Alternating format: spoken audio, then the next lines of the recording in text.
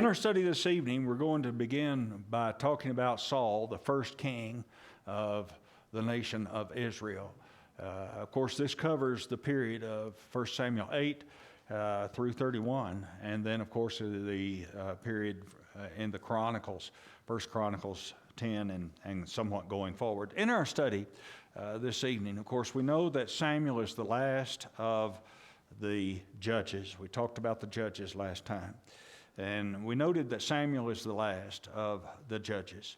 Samuel had a great big job, and we're going to come across a passage in our study tonight where we'll talk about Samuel and his work, not only as a judge, but also as a priest. That's very important, especially as we get into the study of King Saul. But what I want you to notice is that in 1 Samuel chapter 7, verses 3 actually through verse 6, a very interesting text. It tells us that Samuel spake unto all the house of Israel, saying, If you do return unto Jehovah with all your heart, then put away the foreign gods of the Ashtoreth from among you, and direct your hearts unto Jehovah, and serve him only, and he will deliver you out of the hand of the Philistines. And then the children of Israel did put away the Balaam and the Ashtaroth, and served Jehovah only. And Samuel said, Gather all Israel, and so forth. In the latter part of verse 6, they acknowledge we have sinned against Jehovah, and Samuel judged the children of Israel in Mizpah. What we want to note in that verse is this option that Samuel offers to them. Not really an option, but the choice, as you please, that Samuel offers to them, much like we've seen over and over and over and over. If you do what God tells you to do, he'll bless you. If you don't, he won't.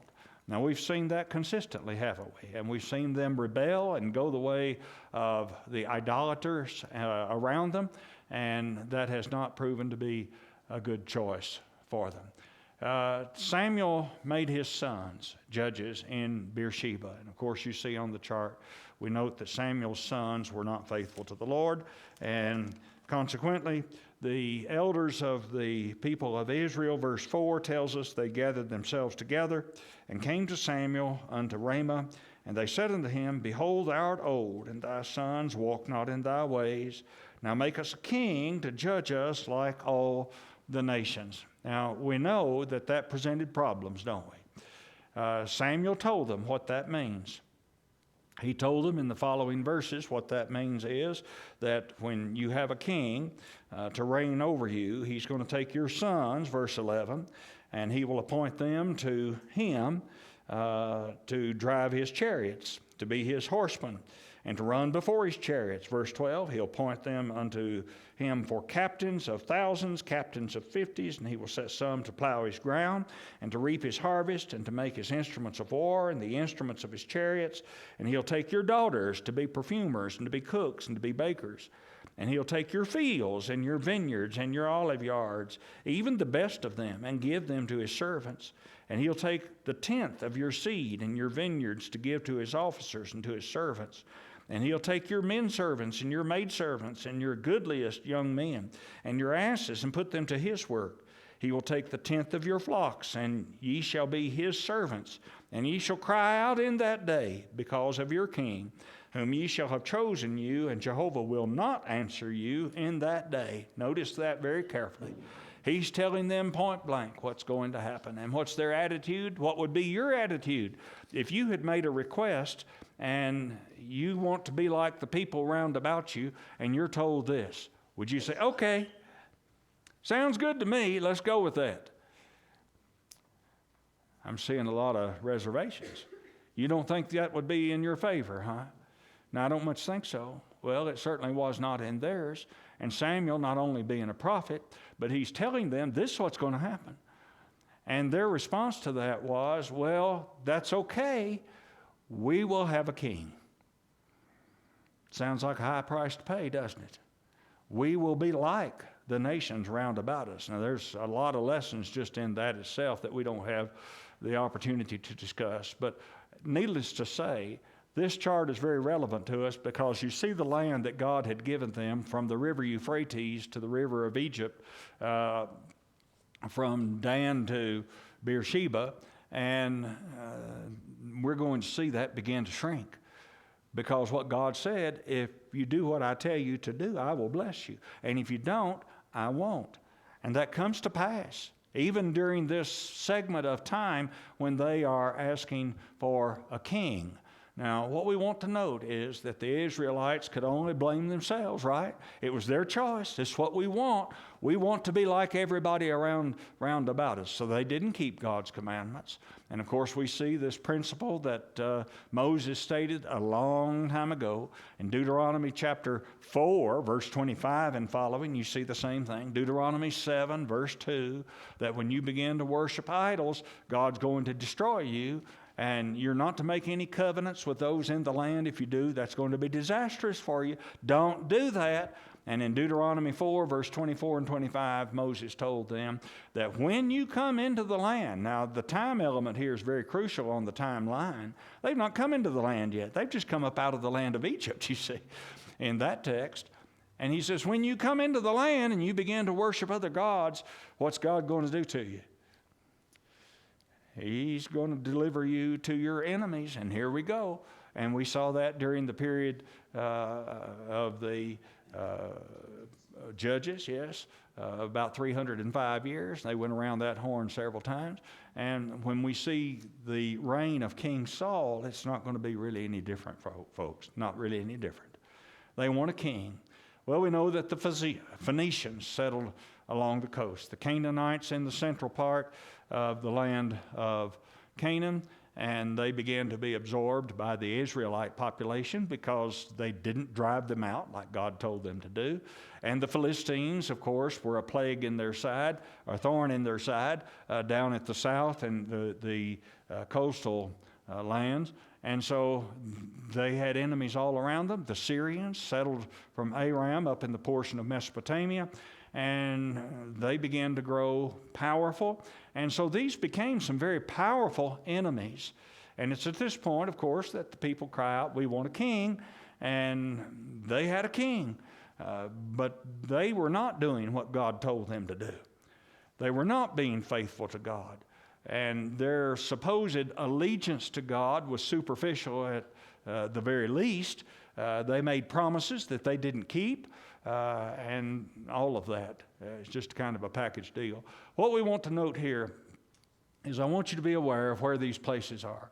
The Phoenicians, keep in mind, up at the north, and of course that's going to be very important when we begin to talk about Solomon and the building of the temple and where he got the lumber to build the temple and all of that. The Phoenicians, we want to note that they were in control of the cedars of Lebanon, and we'll talk more about that as we get to it. And of course, then we've got the Canaanites to the south, again along the coastal plain. And then we've got the Philistines down at the south, again along the coastal plain. The Amalekites, and what you're seeing on this, I think, tells a story when you consider where these places are located. If you were an Israelite, what would that say to you? When you look at this map, where do you see Israel? We're surrounded. Exactly right. We're surrounded by enemies. And God used these enemies to afflict his people because they were not being faithful to him. They were worshiping idols. And I put the city of Tyre to the north and, of course, the city of Sidon to the north as well because the kings in these places became a source of trouble for the people of Israel, at least on and off. We'll talk about King of Tyre, Hiram, as we begin to talk a little more about Solomon's reign. Now here's Jerusalem right smack dab in the middle of all of this. And you see the problem. Just looking at the map, it paints a picture for us. You're surrounded. You've got enemies that you didn't drive out, and of course that's all your fault. You didn't do what God told you to do. Samuel anoints Saul as king. Now he had a whole lot of very admirable traits in the beginning. Look in the 9th chapter, and we want to pick up the reading just a little bit about verse 15. It tells us, now Jehovah had revealed unto Samuel a day before Saul came, saying, tomorrow about this time I will send thee a man out of the land of Benjamin. And thou shalt anoint him to be prince over my people Israel, and he shall save my people out of the hand of the Philistines. For I have looked upon my people, because their cry is come unto me. And you'll notice in verse 17 the statement, behold the man of whom I spake to thee, the same shall have authority over my people. Now, we're introduced to Saul here initially in these early chapters of his reign as a very humble man, somebody that has a lot of commendable qualities, and you'd be impressed with his size, with his appearance, and all these things. If you look at verse 21 of the 9th chapter, it says, and Saul answered and said, am not I a Benjamite, of the smallest of the tribes of Israel, and my family the least of all the families of the tribe of Benjamin? Wherefore then speakest thou to me after this manner? What's that say to you? Saul is being approached to be appointed as king over this nation of Israel, and he says, you talk about low man on the totem pole, I'm down at the bottom. Why do you talk this way to me? Now that makes a good impression on you, doesn't it? He's a humble fella. He's interested in doing the things that he should be doing. And as you turn the page over to, in particular, the 11th chapter and pick up the reading there at verse 5, it says, behold, Saul came following the oxen out of the field, and Saul said, what aileth the people that they weep? And they told him the words of the men of Jabesh. Now, the thing that's so important to me about this is you read about the people of Israel being oppressed by their enemies. And you'd like to think, we want a king that's going to be like the other nations. He'll go before us in battle. All right, where's Saul when it's time to fight? When the enemy comes, where is he? Out in the field plowing. Following the oxen behind a plow, you see. Is that where you'd expect to find a king? Or you think maybe he'd have somebody that would take care of that? Saul's out in the field, working behind the oxen. All right, why is the people upset? Oh, we've got this enemy, and they're fighting against it. We need to act, and we need to act now. What does that tell you about King Saul at first? Very humble, just very likable, if you please, on the surface as you begin to read about him, but it doesn't always stay that way. Of course, we are introduced to the Ammonites there in the 11th chapter, and Saul called an army together. Now, keep that in mind. He didn't even have a fighting army. Called his army together, organized an army, and fought against the Ammonites and won the battle against them, at least for then. And the people are rejoicing, and they think this is wonderful. They weren't sure about whether or not Saul was going to make a good leader for them, but they're happy. We've got a king. We're like the other nations. And look at what the king is doing for us. He's delivered us from our enemies. He can lead us. Things are good, right? Well, they don't stay that way.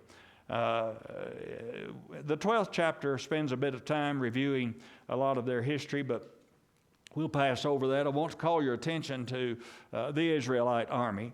There in the 13th chapter, for the first time in Israelite history, we see them having an army that can engage the enemy in battle and win. This is good, huh? Well, you want to think that's good. We note that Saul kept 3,000 men, sent the rest back home. This was his army. 2,000 accompany him to Michmash at about Mount Bethel. And again, things appear to be good. Saul's a victor. And we'll talk about that as we pursue just a little bit. 1,000 accompany his son Jonathan. They go to Gibeah, and he's a victor. So you've got the king and you've got his son. What does it appear to be lining up here? The stars are lining, aren't they? We've got Saul and the establishment of a dynasty of kings. Look at Saul. Look at his son. Look at the great things that's going on. But they don't keep on going on in a favorable way. And that's the problem. The Philistines attack.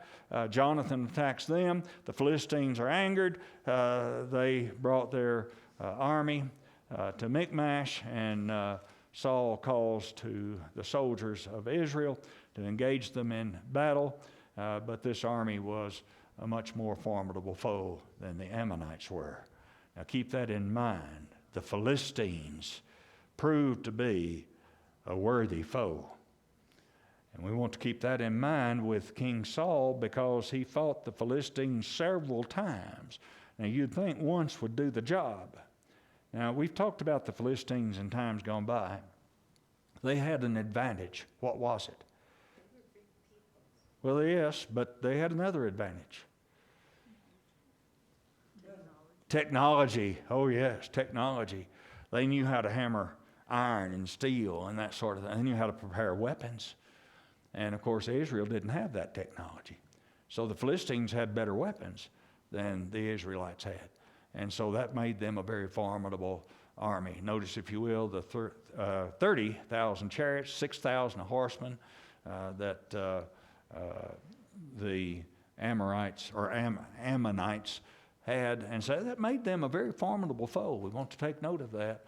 And they faced them a number of times. The Philistine army had iron. I just mentioned that. Israel army had older weapons. They fought with bows and slings. And so Israel was afraid of the Philistines, and rightfully so, because they, as we said, were a very formidable foe. Now, in these battles with the Philistines, this brings us to the 13th chapter. And if you're making mental notes, there are 2 chapters about King Saul that we really want to make a mental note of. One is in chapter 13, one is in chapter 15. Okay? In chapter 13, King Saul messed up. You remember Samuel said, "You wait here. I'll come back. We'll beseech the Lord. We'll offer an offering, and then we'll engage the enemy." And Samuel went away. Now keep in mind, he said, "I'll be back." Sound familiar? I will be back. But he didn't come back on time. He delayed his coming back. But he did come back. And when he come back, what had he found? What had Saul done? He had gone ahead and offered the sacrifice. And you'll notice in verse 11 of the 13th chapter, a really interesting question. I think I just stated it. What have you done? You ever ask that question? When somebody's messed up, and they've messed up royally, and maybe their intentions are good, but they don't understand the implications of what they've done. You ever do that? You ever go on and do something that, right or wrong, you went ahead and did something that you should not have done, and now maybe you ask the question yourself, what have I done? What have I done? Well, that's what Samuel asked Saul. What have you done? And Saul said, verse 11, "Because I saw that the people were scattered from me, and that thou comest not within the days appointed, and that the Philistines assembled themselves together at Michmash, therefore said I, now will the Philistines come down upon me to Gilgal, and I have not entreated the favor of Jehovah.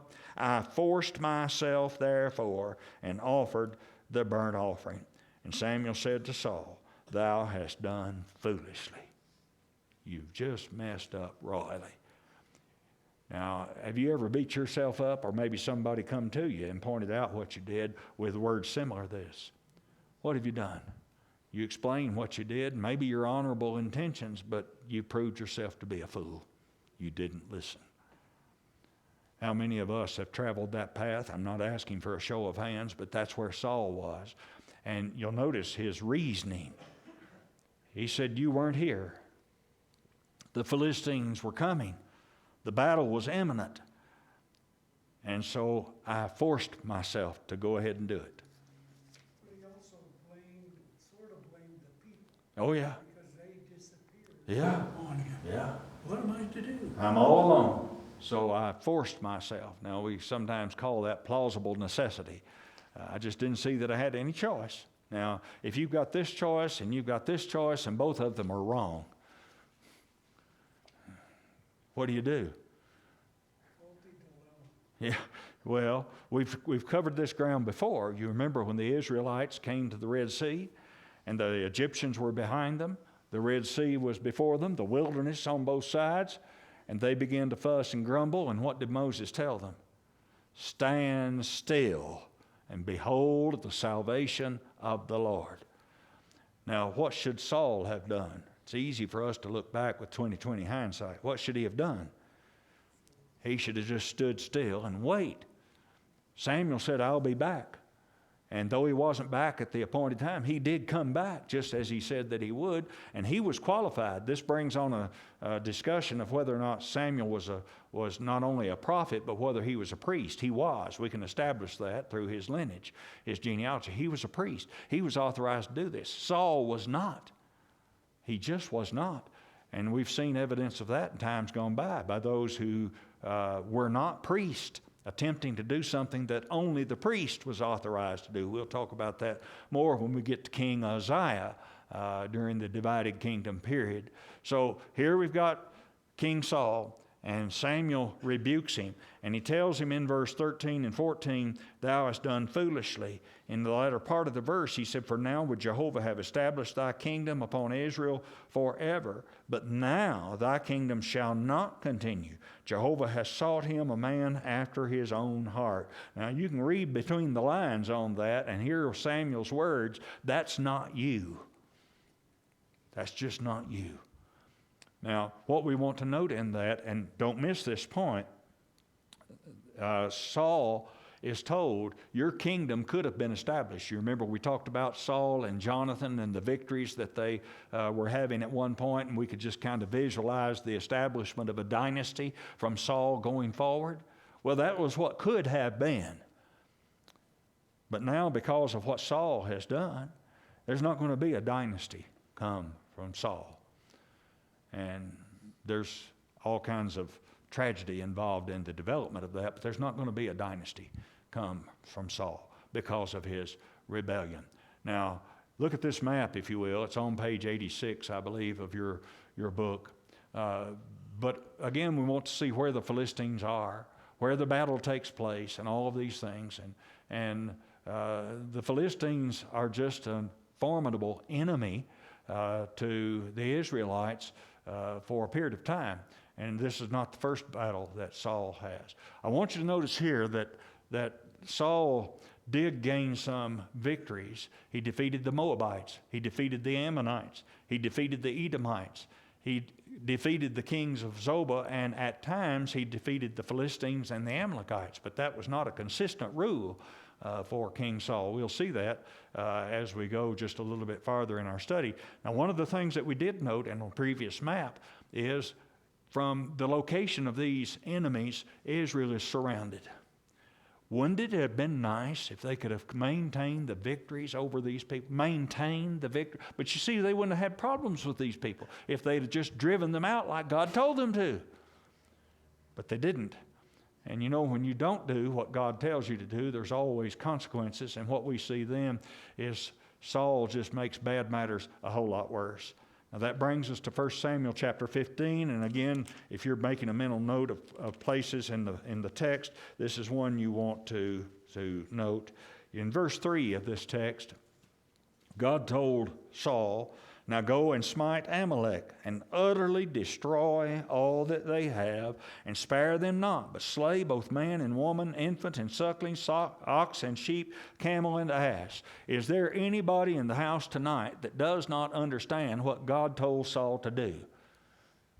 Anybody miss it? Well, I'm going to assume from that then that everybody got the instructions. And very simply put, kill them all. Now, we look at that and say, that's horrible. Why would God want to just completely annihilate this people, the Amalekites? And there is an answer to that. What is the answer? Why did God want these people ultimately destroyed, utterly destroyed?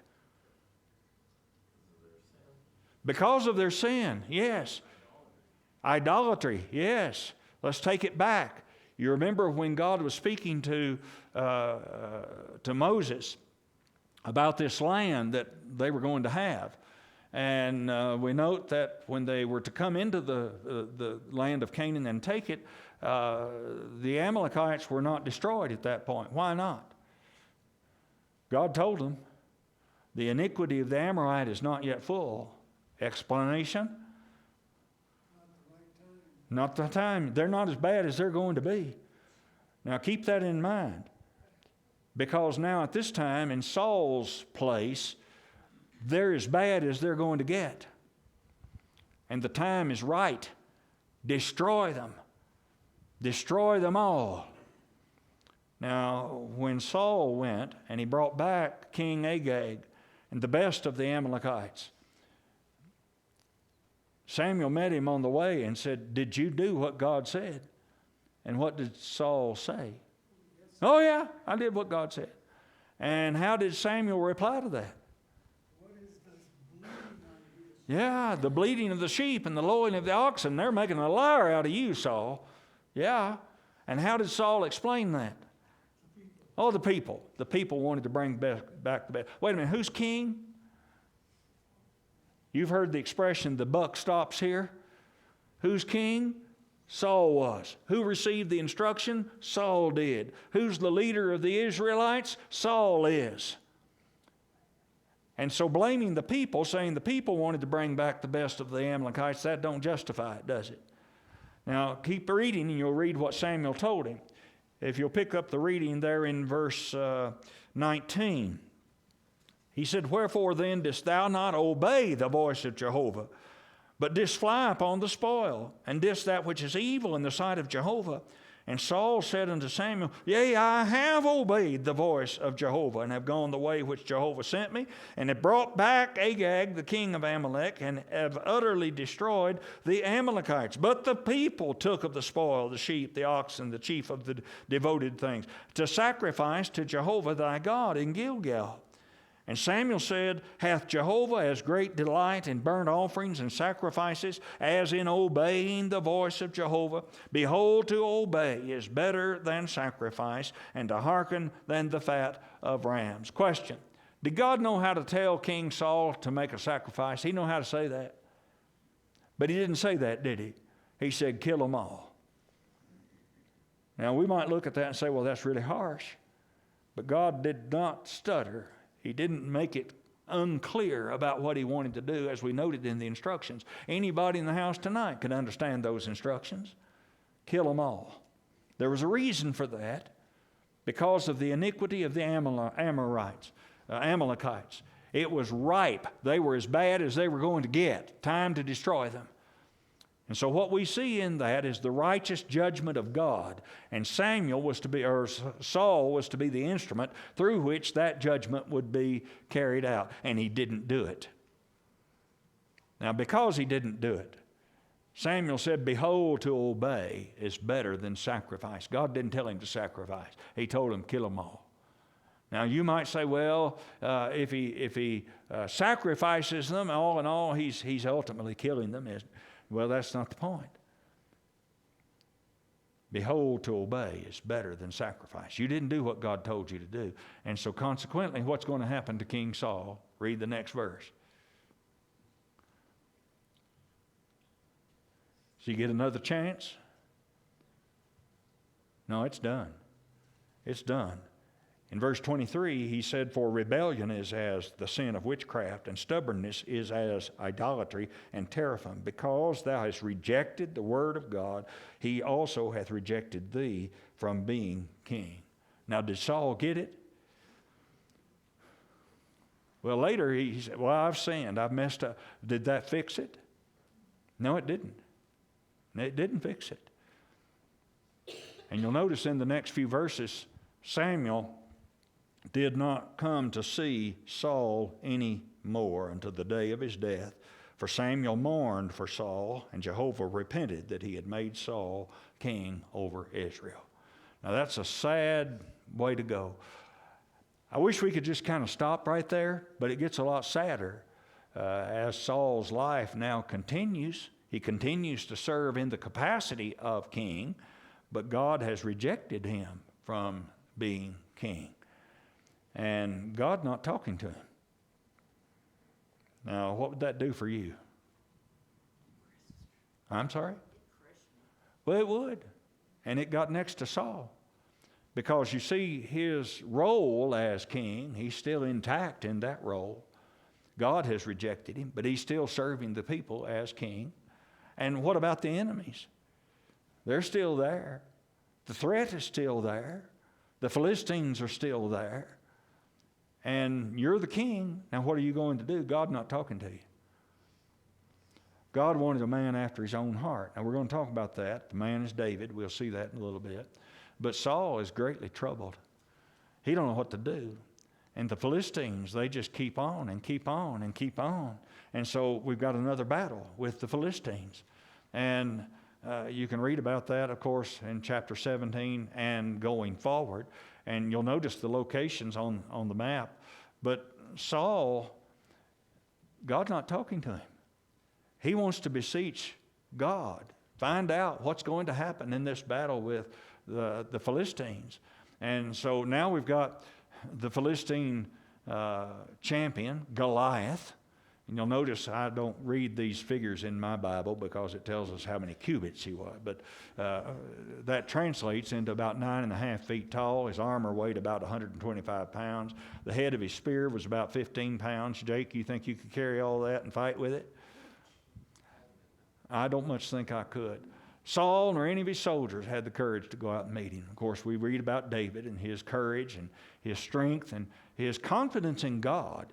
And he said, God delivered me out of the hand of the bear. God delivered me out of the hand of the lion, and so forth, or the mouth of the lion, and so forth.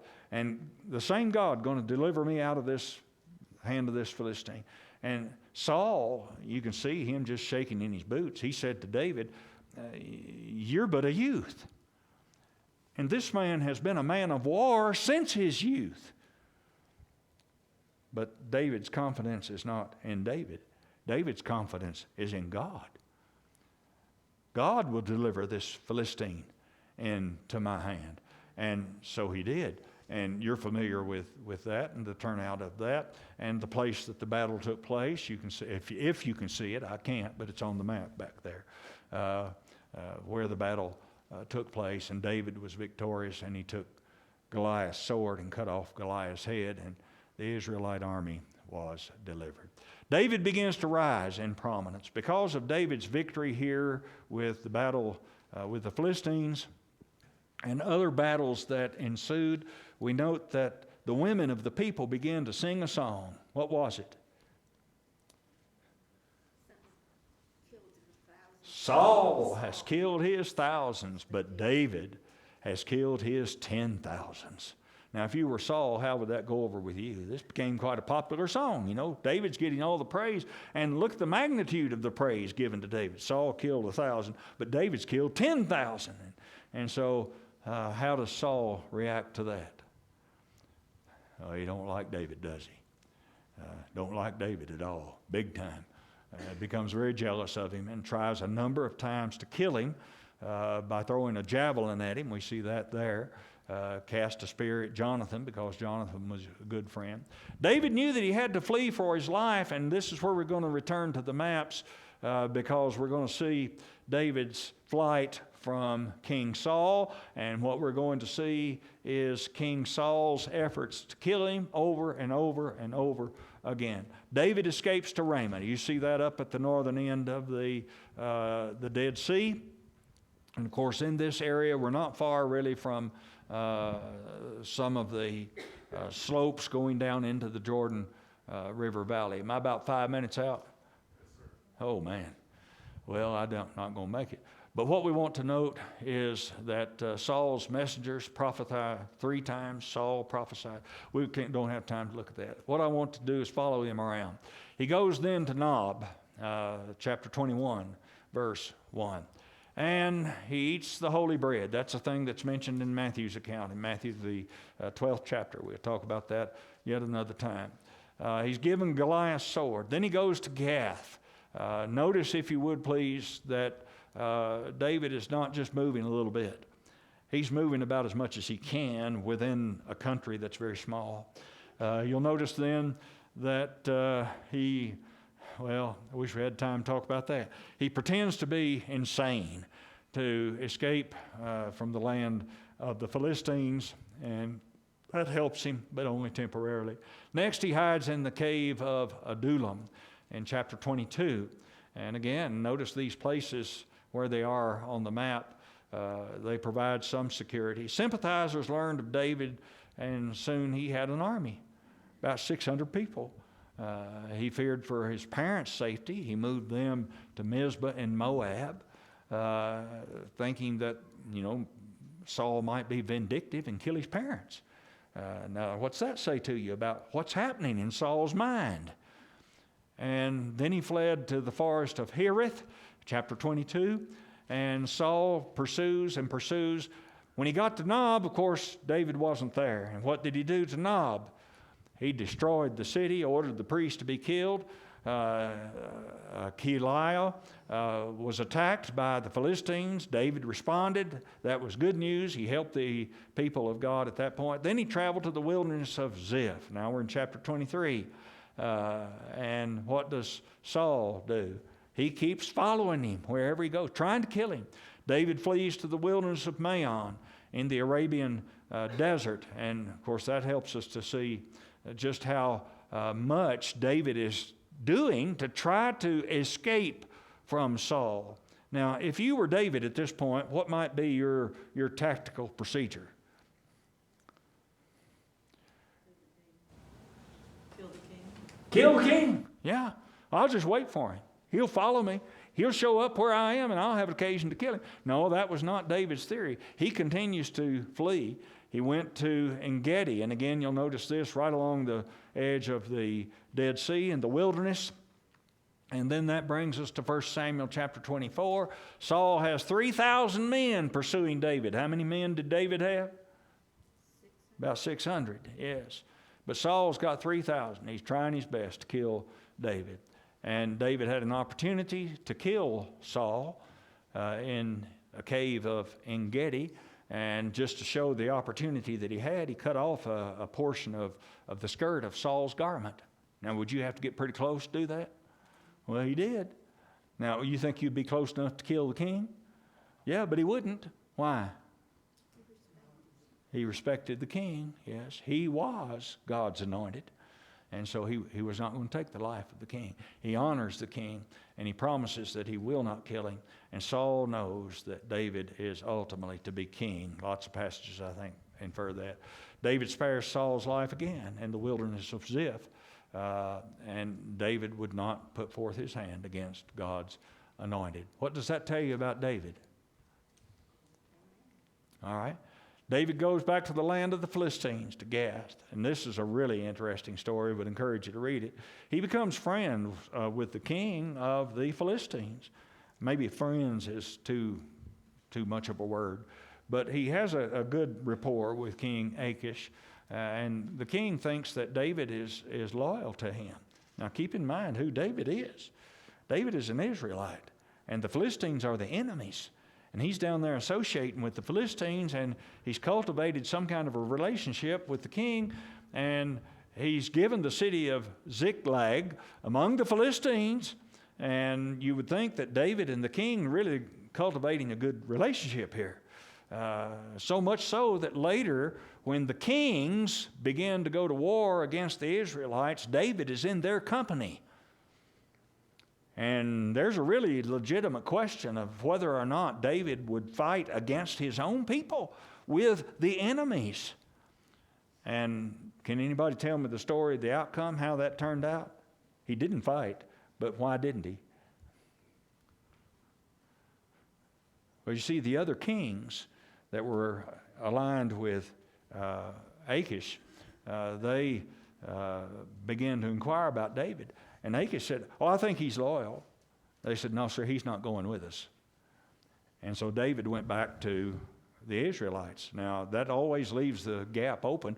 Wonder what would have happened if the kings had not opposed David going. Well, we don't know the answer to that because it's just not addressed. But he didn't have to fight against his own people. So David is undermining the Philistine hold on the southern kingdom of Judah because he's fighting against those who are presenting themselves as enemies. What he's doing is basically making raids against the people that are the enemies of God and preventing them from coming in and invading. So David was on the plus side. You're telling me now I'm out of time. You keep telling me stuff. So the Philistines. Now, real quick, I've got a chart on it, but maybe I can get to it real quick. You remember Saul, he's facing the Philistines, and he's really concerned about what's going to come as a result of this battle. But God's not talking to him. So he did the very thing that he condemned others for doing. He went to a witch. That was unlawful. This woman that was a soothsayer, to try to get this woman to tell him what's going to happen when he goes in this battle. And, of course, this woman claimed that she could raise people from the dead, so to speak, talk to the people that are dead. And so she asked Saul, "Who do you want to talk to? Who do you want to talk to?"